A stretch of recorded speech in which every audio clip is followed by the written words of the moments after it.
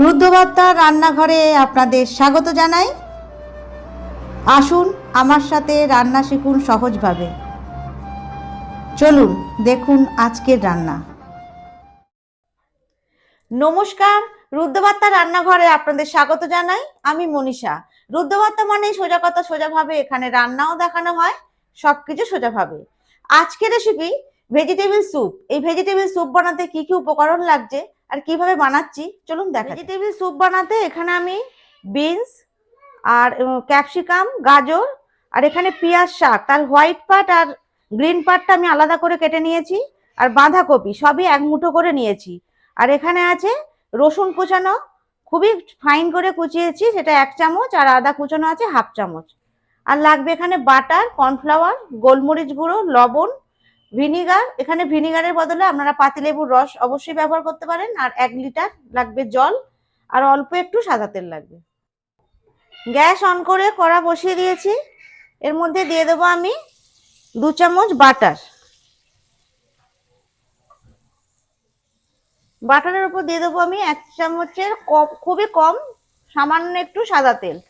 এটা দিলাম এই কারণেই, বাটার খুব তাড়াতাড়ি জ্বলে যায় আর তেলটা দিলে কোনো প্রবলেম হয় না, তাই এই বাটারের উপর অল্প একটু তেল দিলাম। বাটারটা মেল্ট হয়ে গেছে, আমি এখানে রসুন কুচানোটা দিয়ে দেবো।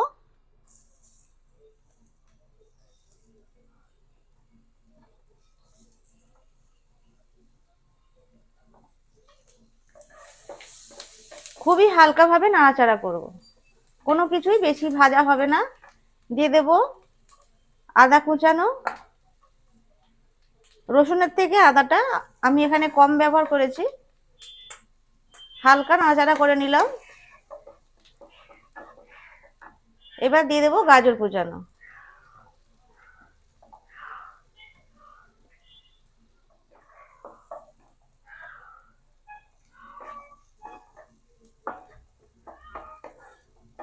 গাজরটা হালকা নাড়াচাড়া করে নেব।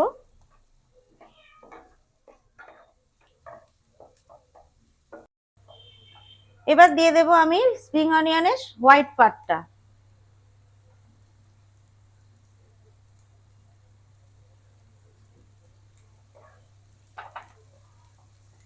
এটাও হালকা নাড়াচাড়া করার পর দিয়ে দেব এখানে বিনস।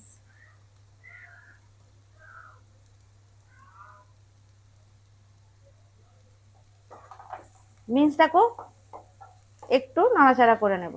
2 মিনিট মতো নাড়াচাড়া করে নিলাম। এবার বাঁধাকপিটা দিয়ে দেব। ক্যাপসিকাম আর এই পেঁয়াজ শাকের যে সবুজ অংশটা, ওটা আমি পরে দেব।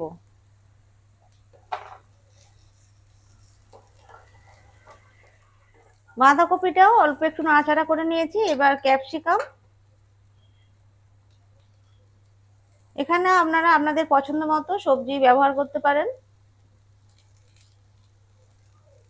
এখানে ইয়েলো ক্যাপসিকাম, রেড ক্যাপসিকাম আর সুইট কর্ন, এগুলো আপনারা অবশ্যই দিতে পারেন।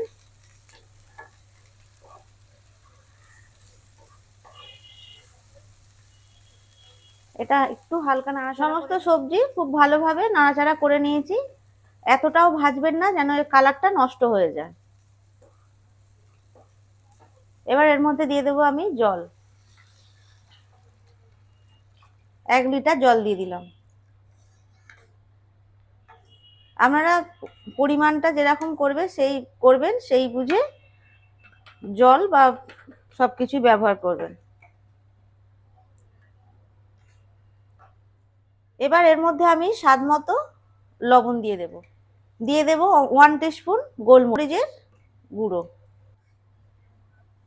প্রথমে আমি এটা হাই ফ্লেমে রেখে ফুটিয়ে নেব, তারপর আমি একদম লোতে করে দেব। ঢেকে দিলাম আমি। লো ফ্লেমে 10 মিনিট হলো এটা ফুটছে।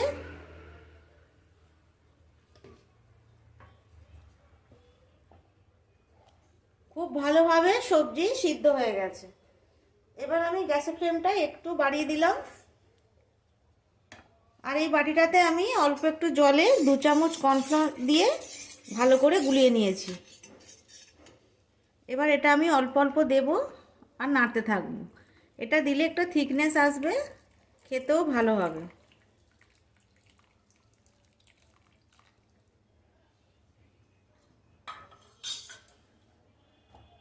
এবার আমি এর মধ্যে দিয়ে দেব 1 চামচ ভিনিগার। এখানে আপনারা লেবুর রস দিতে পারেন, তো আমার কাছে হাতের কাছে লেবুর রসটা এখন নেই, মানে লেবু নেই বলে আমি 1 চামচ ভিনিগার দিয়ে দিলাম।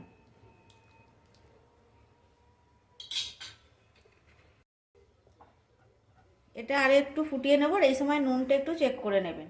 এর মধ্যে আপনারা সয়া সস দিতে পারেন টেস্ট বাড়াবার জন্য, আর যারা হেলদিভাবে খেতে চান তারা দেবেন না, কিন্তু যারা টেস্ট একটু বাড়াতে চান তারা এর মধ্যে 1 চামচ সয়া সস দিতে পারেন। আর একটু ফুটিয়ে নেবেন। তৈরি হয়ে গেল ভেজিটেবল স্যুপ। আজকের রেসিপির আবদার ছিল ভাই অভিরূপ সিনহা। রেসিপিটি ভালো লাগলে অবশ্যই বানিয়ে খাবে, আর কেমন হয়েছে অবশ্যই দিদিকে কমেন্টস করে জানাবে। প্রত্যেকেই বলছি এইভাবে বানিয়ে খান, কেমন হয়েছে কমেন্টস করে জানান, আর লাইক করুন। অবশেষে বলি রুদ্রপাতা চ্যানেলটা সাবস্ক্রাইব করুন, আর এইভাবেই আপনজন হিসাবে পাশে থাকুন।